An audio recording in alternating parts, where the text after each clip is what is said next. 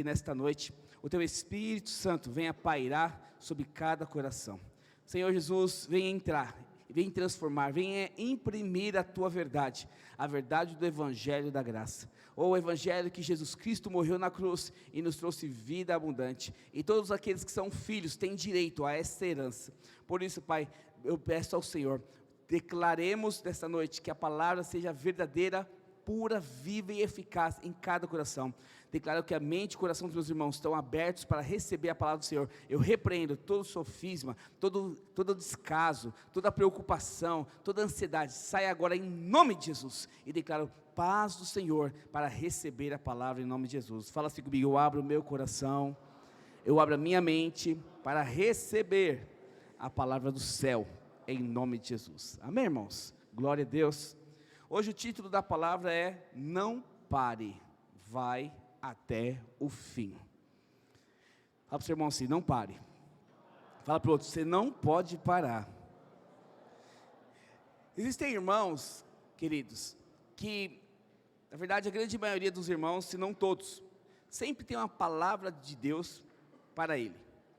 Todos nós, quando convertemos, quando vamos numa cela, num culto, ou em algum lugar onde tem um mover de Deus, Deus nos dá uma palavra, Deus nos dá uma direção, Deus parece que mostra claramente o que Ele vai fazer na sua vida. Então, se eu perguntar para você quantos creem que Deus vai salvar a sua família, com certeza a grande maioria, ou todos vão falar: amém, eu creio nisso. Por que você crê nisso? Porque isso é palavra de Deus, isso é uma promessa de Deus para você.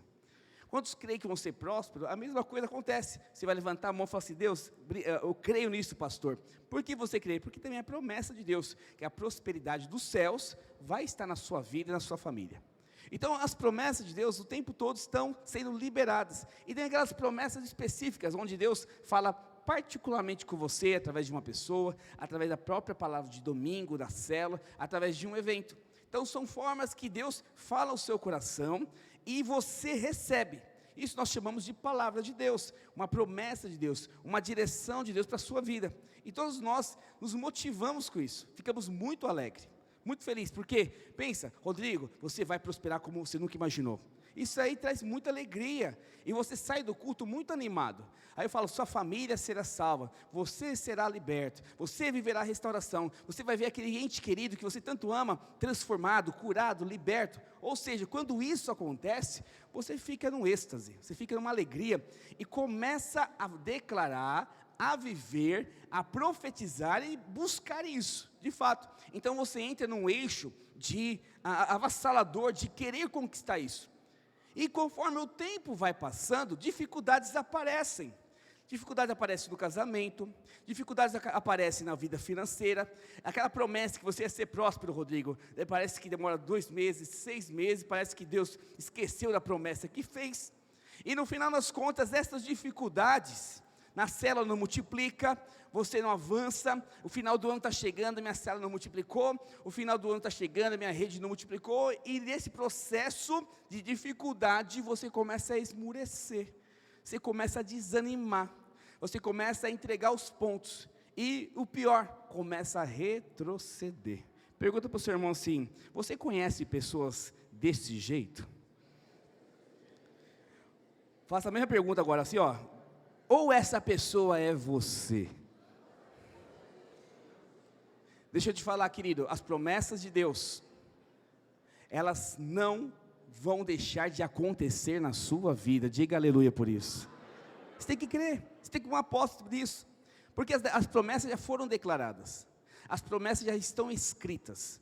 Então o que Deus falou na sua palavra, Ele não é mentiroso, Ele não é um homem para que mente, e nem filho do homem para se arrepender de algo que Ele falou. Se Ele falou, se Ele declarou, vai ser liberado na sua vida. Creia nisso, é promessa, é palavra. Mas existem 2 formas que a promessa pode não se cumprir na sua vida. A primeira delas é quando não chegou o tempo. Então Deus determinou um tempo. Eclesiastes fala sobre isso: há tempo para todas as coisas. Fala comigo assim: há tempo para todas as coisas.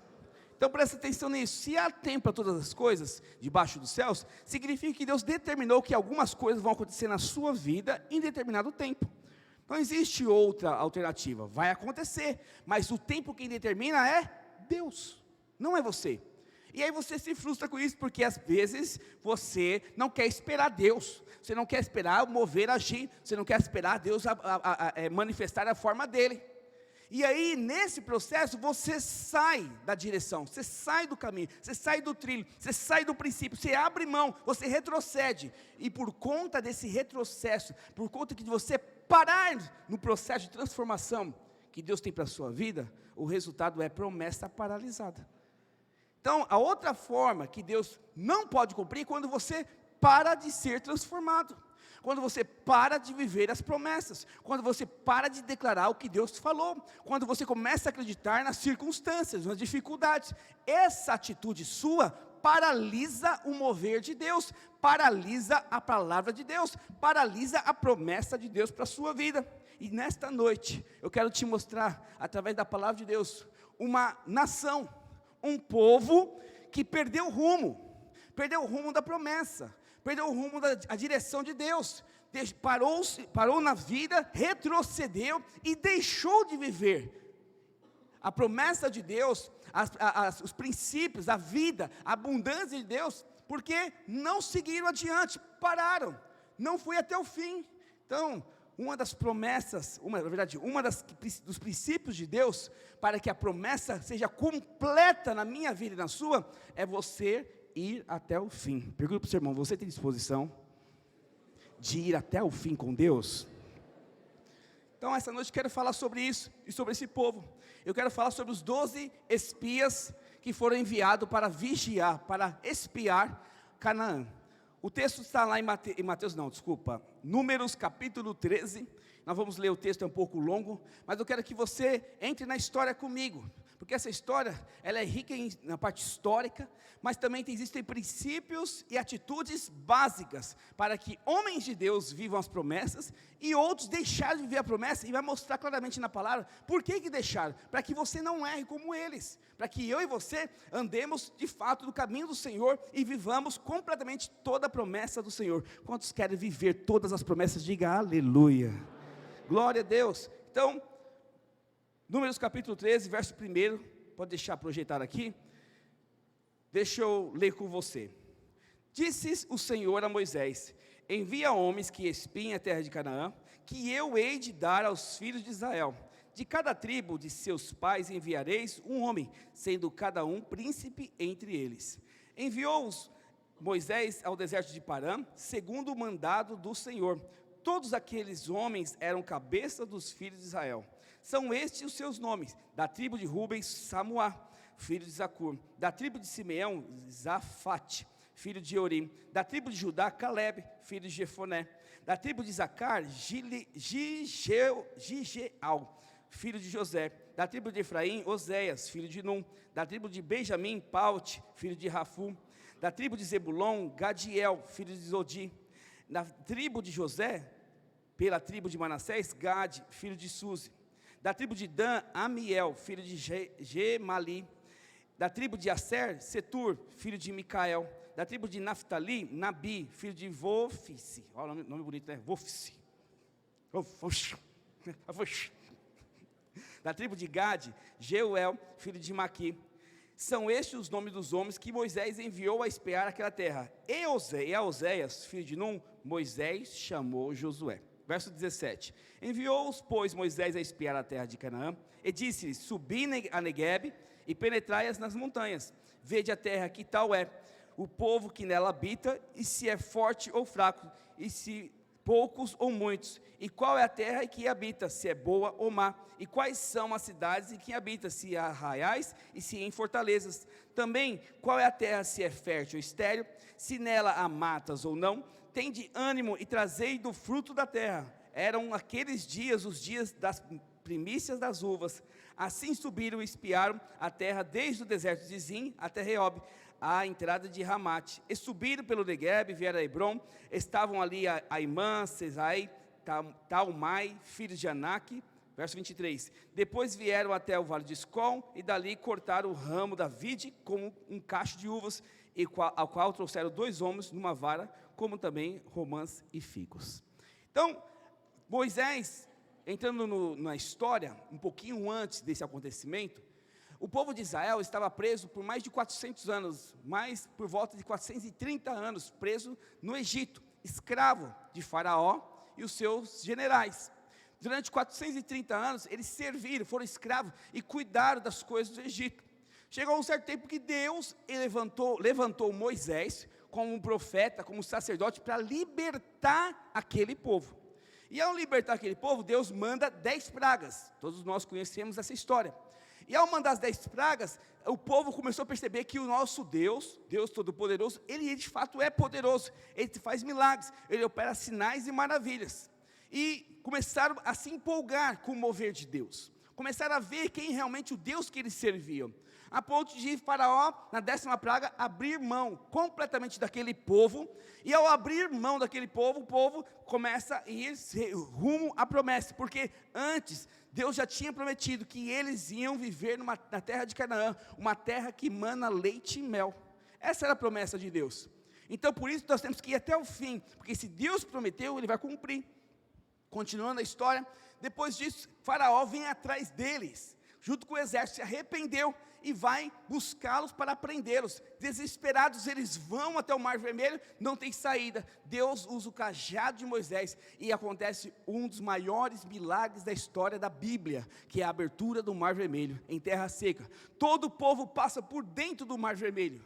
Ao passar o último israelita, o Faraó estava no meio do mar, o mar se fecha e destrói completamente todos os inimigos de Deus. Isso foi poderoso demais. Isso é contado na história de forma muito fantástica. Ninguém consegue entender, explicar cientificamente esse acontecimento. E depois disso, Deus leva eles até Canaã.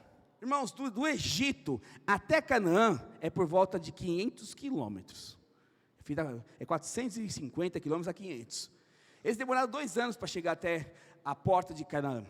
E quando aconteceu essa história, então durante esses 2 anos, caiu comida do céu, maná do céu, água da rocha, a coluna de fogo esquentava aquele povo durante a noite, a nuvem protegia do sol escaldante, ou seja, um povo que viveu o tempo todo o poder e o milagre de Deus. É um povo que sabia que o Deus que servia, um Deus que realmente fazia milagres, que amava o seu povo. Então, se um Deus fez com que ele saísse do Egito para enviar para Canaã, será que Deus não ia dar Canaã para eles? Com certeza Deus ia dar Canaã. O problema é que, ao enviar os 12 espias, e aí eu me pergunto, por que Deus não fez igualzinho, fez com a libertação do povo do Egito? Porque Deus precisou enviar 12 pessoas primeiro, para olhar a terra, para verificar a terra e trazer um relatório. E não fez simplesmente como fez, levantou um homem, entrou na terra e destruiu tudo no Egito. Assim, poderia ter feito também em Canaã. Por que Deus não fez isso? Porque eu tenho um princípio para te mostrar nesta noite. Porque se você quer ser salvo do mundo, Deus não precisa de você. Ele manda o sacrifício de Jesus na cruz do Calvário para te salvar. Mas se você quer desfrutar do reino de Deus, é necessário que você tenha fé e tome posicionamento diante dele. Sempre assim. Então, todos nós, uma vez que aceitou Jesus, todos nós, uma vez que você se posicionou em Deus, Deus te salvou. Mas só que para que você desfrutar de Canaã, desfrutar da terra da promessa, desfrutar das maravilhas de Deus, é necessário um posicionamento. Fala comigo, posicionamento. Fala comigo, princípio. Então, você e eu precisamos nos posicionar. Porque Deus nos tirou do Egito. Egito aponta para o mundo. Deus te tirou do império das trevas e te trouxe para a maravilhosa luz de Cristo. Mas só que nesse processo você passou pelo deserto. O deserto aponta para a transformação da sua alma. Você precisa ter tempo de transformação. E como Deus te transforma? Você vivendo tempo de escassez e milagres acontecendo, para que a sua fé ative. Para que quando você entrar em Canaã, você saber que um Deus milagroso, um Deus poderoso, tem poder de fazer você conquistar qualquer coisa nessa terra. Então, quem não for transformado nesse princípio, não entre em Canaã. Quem não passar pelo deserto e responder, não entre em Canaã. Por isso que muitos morrem no deserto. E nesta noite, quero que você entenda claramente esse princípio, porque se você de fato quer desfrutar de toda a promessa de Deus para a sua vida, você precisa passar a barreira do deserto e entrar em Canaã. Fala para o seu irmão, você quer entrar em Canaã, meu irmão? Aleluia. Então, de fato, quando ele manda os espias, demonstra que a terra existe. Quando eles chegam em Canaã, eles nunca o tinham visto. Eles nasceram no meio do Egito, no meio da escravidão. Eles escutaram seus pais falando que existia uma terra que mana leite e mel. Até então eles não conheciam, mas chegam de frente àquela terra e falam: uau, ela realmente existe, olha que terra linda, vamos conhecer, vamos participar, vamos desfrutar disso. Em vez de eles pensarem dessa forma, eles mudaram o pensamento. Daqui a pouco eu falo mais sobre isso. Então, por que Deus fez questão de mandar 12 espias? Hebreus capítulo 11, verso 6 fala: sem fé é impossível agradar a Deus. Fala comigo, sem fé. Sem fé é impossível agradar a Deus. Então Deus precisava que eles tivessem a mentalidade, o coração, um posicionamento de alguém com fé. E a fé aponta: eu creio nas promessas que Deus me deu, e por isso eu vou adiante, independente da circunstância, independente dos problemas. Então, eu quero que eu e você entendamos algo: Deus cumpre as suas promessas. Fala comigo, Deus cumpre as suas promessas. Então todos nós fomos chamados para ir até o fim das coisas, até o fim do casamento, até o fim da sua profissão, até o fim do seu chamado. Parar no meio do processo não faz parte da vontade de Deus. Parar no meio do processo de uma multiplicação de célula, de uma multiplicação de discipulado, um processo de transformação da sua vida, parar no meio do processo de uma empresa, não faz parte do processo de Deus, a não ser que Deus fale claramente com você. Mas muitas pessoas, por causa das dificuldades, por causa das circunstâncias que enfrentam no dia a dia, elas paralisam, e muitos retrocedem na sua vida. E quando isso acontece, você impede que Deus mova as suas promessas para a sua vida, que de fato aconteça. Hoje é noite de você avançar e ir até o fim de todas as coisas que Deus colocou na sua vida. Você vai conquistar, você vai avançar, você vai crescer, você vai multiplicar, você vai restaurar pelo poder do Espírito Santo que habita em ti. Creia nisso, toma posse disso, mas para isso, você precisa ir até o fim. Então vamos entender qual o contexto daquele povo. Contei um pouquinho da história. Aquele povo era dividido em 12 tribos, e cada tribo tinha um nome, que é dos filhos de Jacó, Israel. E essas tribos, na verdade, cada nome na Bíblia tem um significado espiritual. E quando Moisés chama 12 homens, que são principais, são os príncipes, são os chefes de cada tribo na época, você precisa entender que cada pessoa escolhida tinha uma função, tinha um significado, tinha uma autoridade. Então, eu quero te mostrar os nomes de alguns deles, para você entender quem Moisés chamou para espiar a terra. Porque Moisés chamou pelo que eles eram em Deus. E olha que nome interessante. O primeiro nome foi Samuá. Sabe o que significa Samuá no hebraico? Renomado. Então Moisés fala assim: vou chamar o renomado, porque o cara tem nome, o cara tem posicionamento. Toda Israel conhece o renomado, Samuá. Então Samuá, ao ver lá, com certeza ele vai ver com os olhos de Deus. E ao enxergar Canaã, ele fala assim: vai ser fácil, a gente vai conquistar. Aí depois Moisés chama Safate. Safate ele tem julgado. Então imagine Safate chegando em Canaã, assim: vou julgar, com os olhos de Deus, estou julgando, vamos conquistar. Realmente é decretada a nossa vitória em nome do nosso Deus. Então Moisés pensou isso. Aí depois chama quem? Gigeal, ele redime. Gade, minha fortuna. Então pelos nomes de quem que Moisés chamou, nós entendemos que cada um que ia lá ia dar um bom relatório, que realmente o que Deus prometeu aos nossos pais é verdade. O que Deus prometeu aos nossos pais vai acontecer, vai ser liberado. Agora pensa comigo e com você: quantas vezes Deus já te prometeu algo? Quantas vezes você já contemplou a promessa, mas não desfrutou? É o que estava acontecendo com esse povo nesse exato momento. Eles estavam enxergando, e ao chegar lá, não vou falar aqui, daqui a pouco eu falo sobre isso, mas só que no meio desses nomes, tinha um rapaz esquisito. Tinha um rapaz que tinha um nome meio torto. E o nome dele é Caleb. Sabe o que significa Caleb no hebraico? Caleb significa cão. Então, no meio de tantos nomes renomados, poderosos, Deus escolhe um cão para participar da terra que vai ser espiada. Aí eu fui interessante, eu falei, por que cão, né? Fiquei perguntando, por que Deus, todos os 12 nomes têm um significado poderoso, 11, né? Mas um tem nome de cão. Aí fui buscar o nome do pai de Caleb, Jefoné.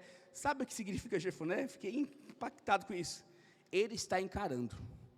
Então é o seguinte, o cão está te encarando.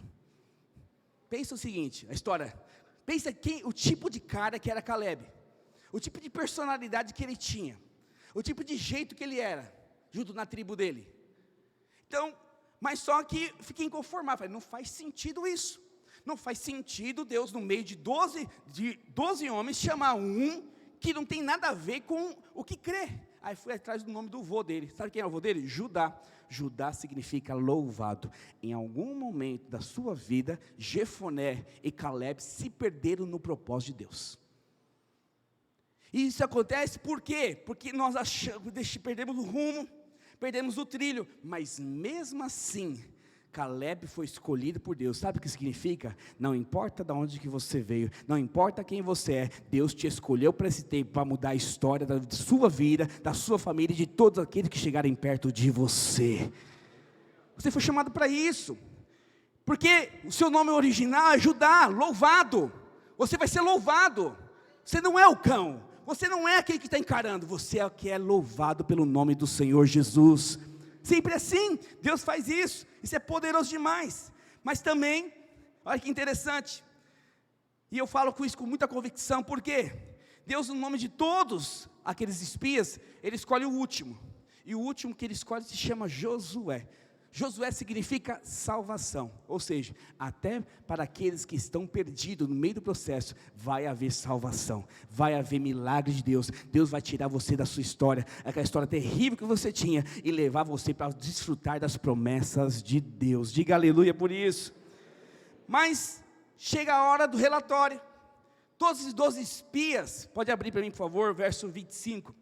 Todos esses espias foram verificar a terra durante 40 dias, começaram a olhar toda a terra, começaram a observar toda a terra, e 40 dias depois eles voltam, mas 10 dão um relatório ruim, e 2 dão um relatório bom. Vamos ler essa história?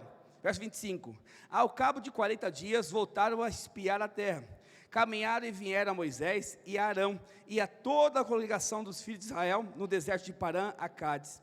Deram-lhe conta a eles e a toda a congregação, e mostraram-lhe o fruto da terra. Então a primeira coisa que o povo faz, os espias fazem, olha o tamanho do cacho de uva, Joyce. Realmente o nosso Deus não é mentiroso. Deus falou e aconteceu. Realmente é terra boa, é terra que mana leite e mel. Esse Deus é embaçado, na linguagem dos jovens, né? Ele falou há 400 anos atrás e aconteceu de verdade. Eita Deus poderoso. Em vez de ficar nisso, não, olha o que eles continuam falando.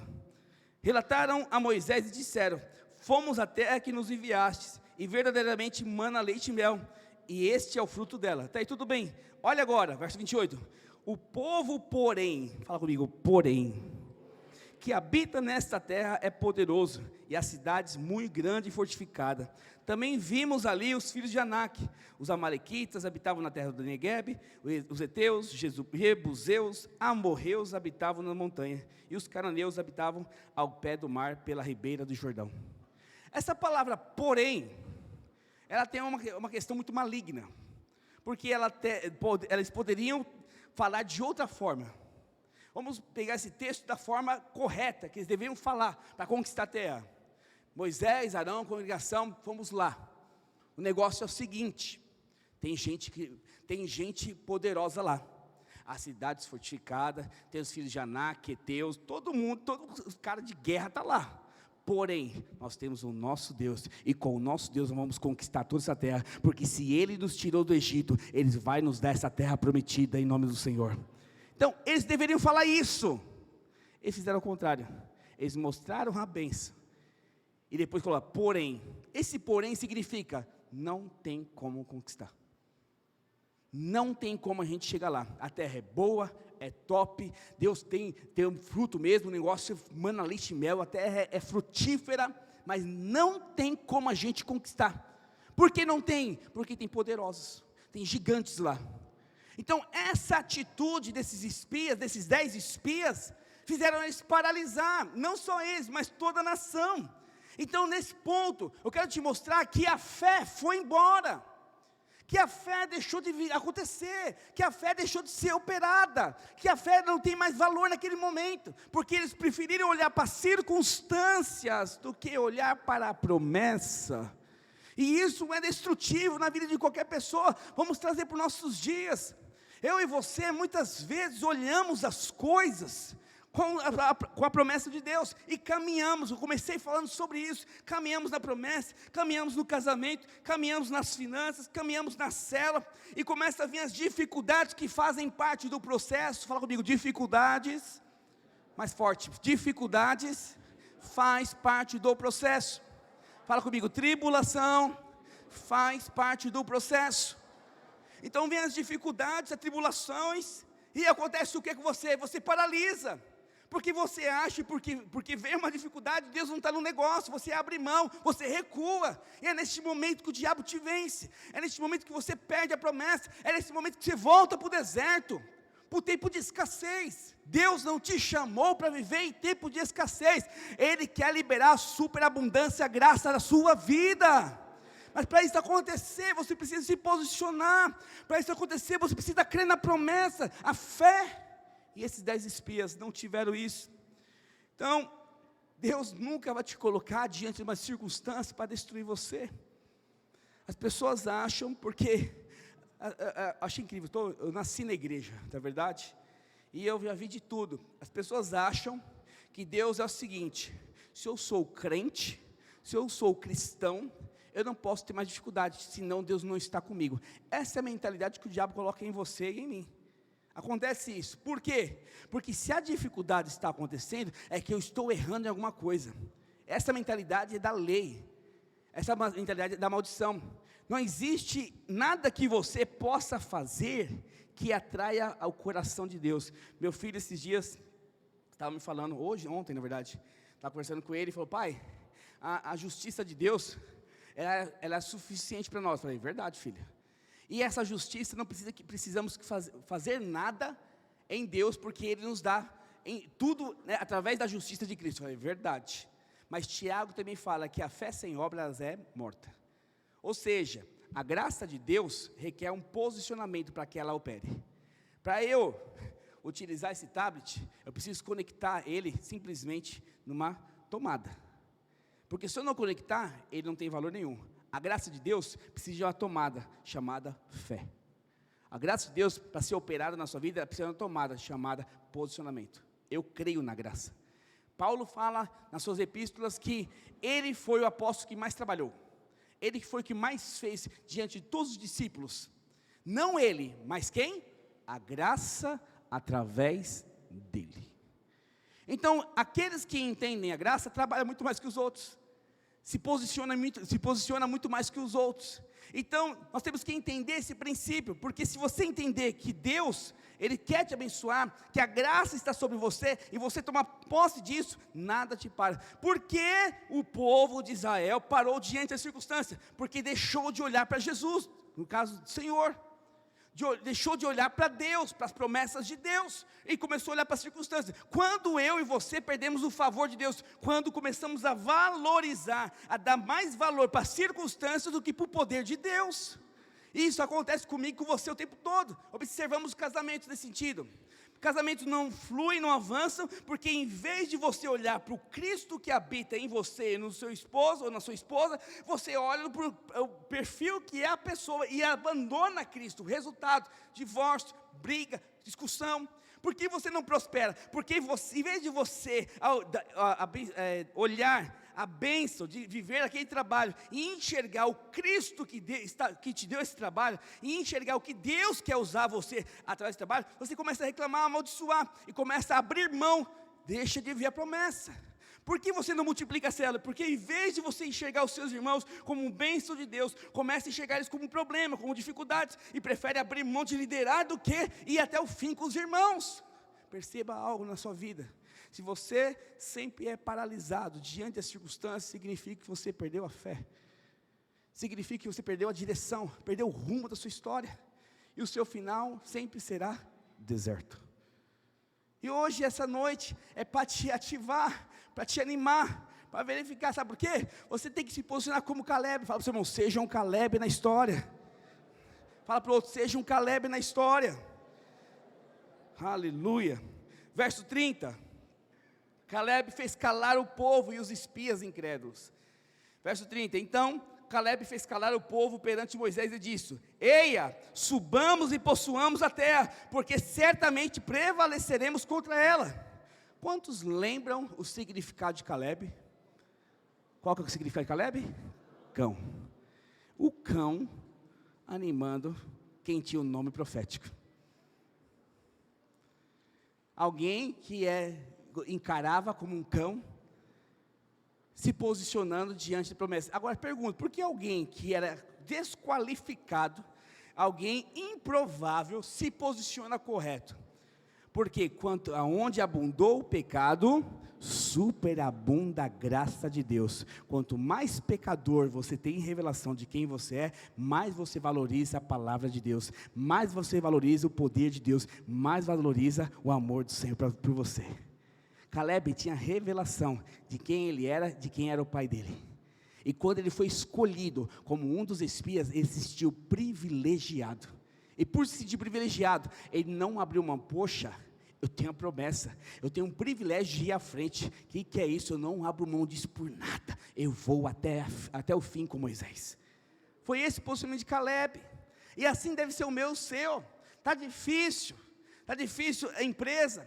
Está difícil o casamento, está difícil encontrar para quem casar, está difícil acertar com seus pais em casa, jovens, está difícil acertar com seus filhos, pais, está difícil na célula. Comece a enxergar quem você era e quem você é hoje. Você era alguém perdido, destruído, estava condenado ao inferno, mas o amor de Deus te alcançou, o amor de Deus na cruz do Calvário te alcançou, de tal maneira que te trouxe vida e vida abundante. Hoje você é filho amado, herdeiro do trono do Pai.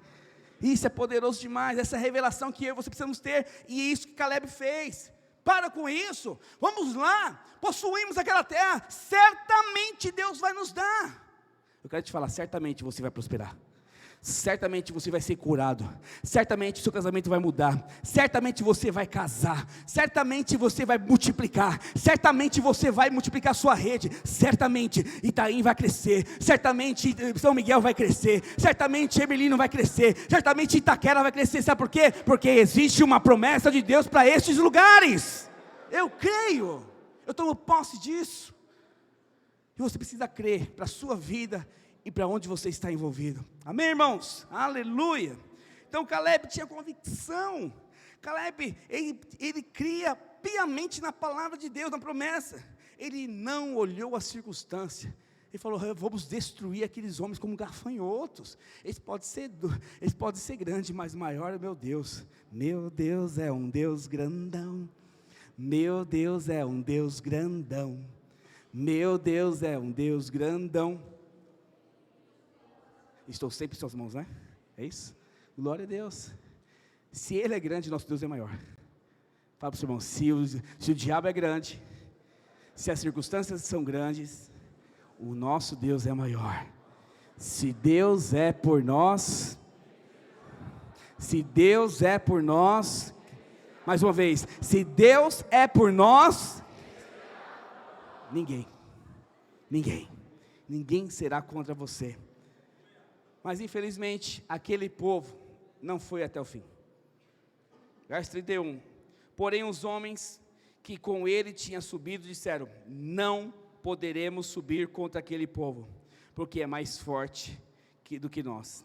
Verso 32, e diante dos filhos de Israel, infamaram a terra que havia espiado, dizendo: a terra pelo meio da qual passamos a espiar, é terra que devora os seus moradores, e todo o povo que vimos nela são homens de grande estatura. Também vimos ali gigantes, os filhos de Anak, que são descendentes dos gigantes, e éramos aos nossos próprios olhos como gafanhoto, assim também o éramos aos seus olhos. Infelizmente, Toda uma geração abriu mão da promessa, porque preferiu ficar paralisado perante o medo, ficar paralisado perante as circunstâncias, ficar paralisado perante aos problemas, em vez de crer na promessa. Deixa eu te falar, querido, não existe uma promessa de Deus que vai se cumprir na sua vida, se não houver uma resistência do diabo. Toda promessa que Deus tem para você, o diabo vai desesperadamente investir para que ela não aconteça. Sabe por quê? Porque se a promessa acontecer, você avança. Se a promessa acontecer, você cresce. Se a promessa acontecer, você se parece mais com Jesus. Então tem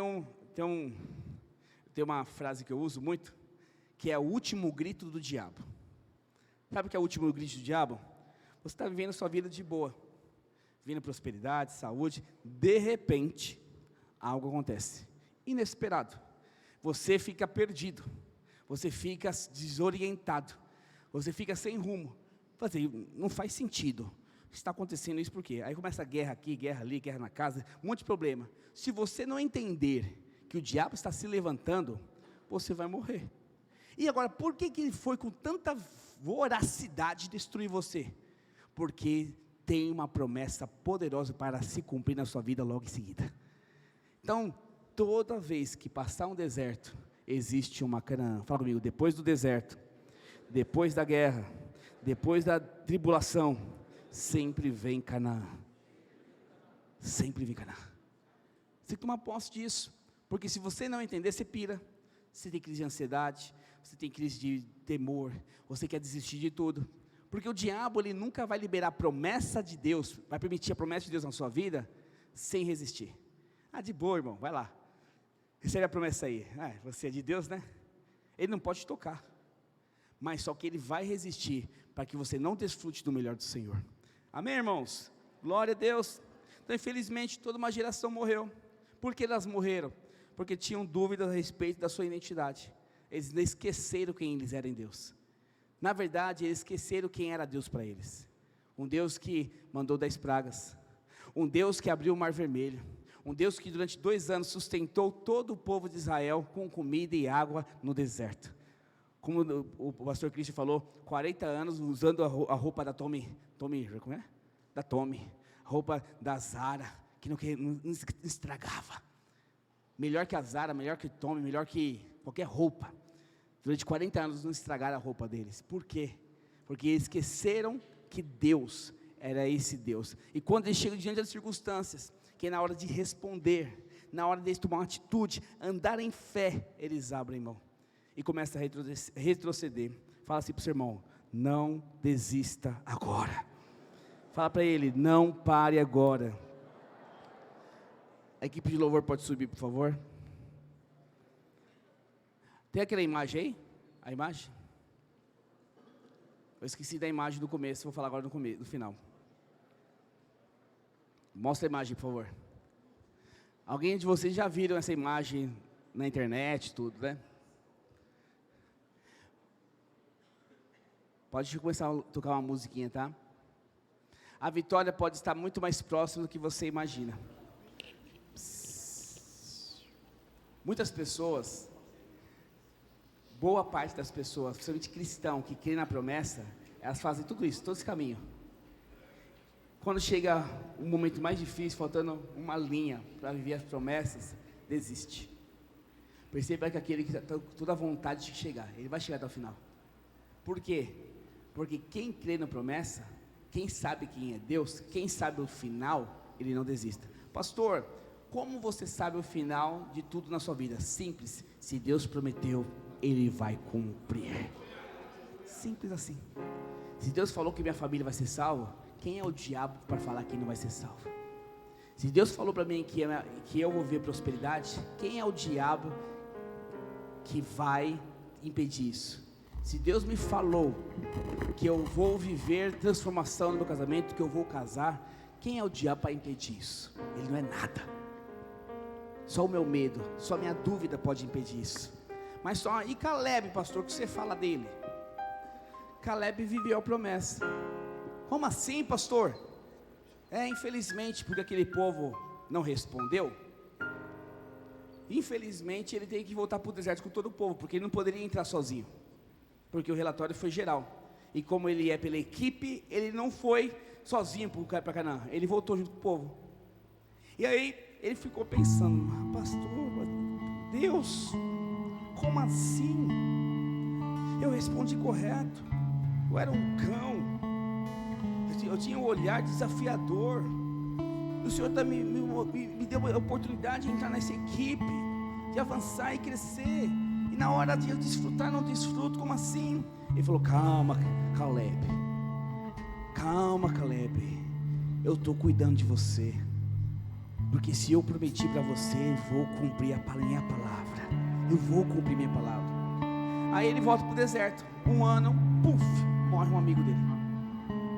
2 anos, puf, morre mais 2 amigos.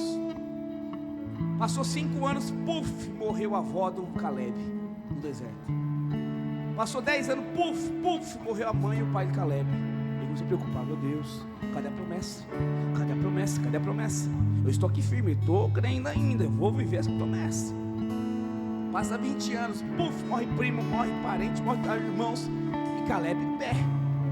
Passou 45 anos.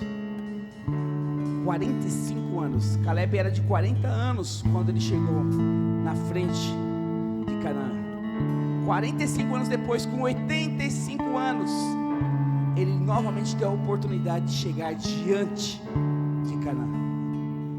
Por que, pastor, isso aconteceu? Porque todo mundo, presta bem atenção que eu vou te falar, todo mundo que tinha mentalidade de Egito, que significa mundo, teve que morrer. Porque quem tem mente de Egito, quem tem mente de mundo, nunca vai desfrutar de Canaã. Nunca. Por isso que nós, pastores, discipuladores, pegam no seu pé. Pare de ter palavras mundanas, pare de agir como o mundo, pare de ter comportamento carnal, natural. Isso não combina com você que é crente. Não é porque nós queremos te corrigir, é porque você nunca verá Canaã se comportando como Egito. E você vai viver a vida toda patinando no deserto, comendo o mínimo. Deus vai suprir tudo, mas nunca vai ter abundância, nunca vai ter suprimento completo, nunca vai ter nada além disso. Deus quer liberar superabundante graça, superabundante favor sobre a sua vida. Então todo um povo teve que morrer. Mas sabe quem não morreu? Moisés. Morreu depois, né? Mas sabe quem entrou em Canaã? Josué e Caleb. Os únicos 2 espias que deram um relatório favorável em conquistar Canaã. Por quê? Eles foram até o fim. E aí chega o momento de conquistar Canaã. Josué assume a liderança e entra em Canaã com um novo povo, com uma nova mentalidade. Vamos conquistar. Aí Caleb fala assim: Josué, lembra que Moisés me falou que eu teria porção dessa terra? Chegou a minha hora, meu filho, eu vou viver isso agora. Pode mandar qual lugar que eu vou arrebentar a cara desses amalequitas, vou arrebentar a cara desses heteus e amorreus, porque ainda estou forte como há 45 anos atrás. Eu vou conquistar, eu vou ver a promessa, eu não vou morrer enquanto não ver a minha promessa. Foi isso que Caleb fez, e ele conquistou. E ele não morreu antes de ver a promessa acontecer. Eu quero te falar que nessa noite não chegou o seu fim, não chegou o seu momento de desistir. Você precisa ir até o fim hoje, em nome de Jesus, e desfrutar de toda a promessa que Deus tem para você. Não pare, não desista da multiplicação da sua célula, não desista do seu casamento, não desista de casar, não desista da sua família, não desista dos seus filhos, não desista dos seus pais. Hoje é dia de restauração dos seus sonhos. Hoje é dia de você crer que o seu Deus vai cumprir a promessa na sua vida. Fique de pé em nome de Jesus.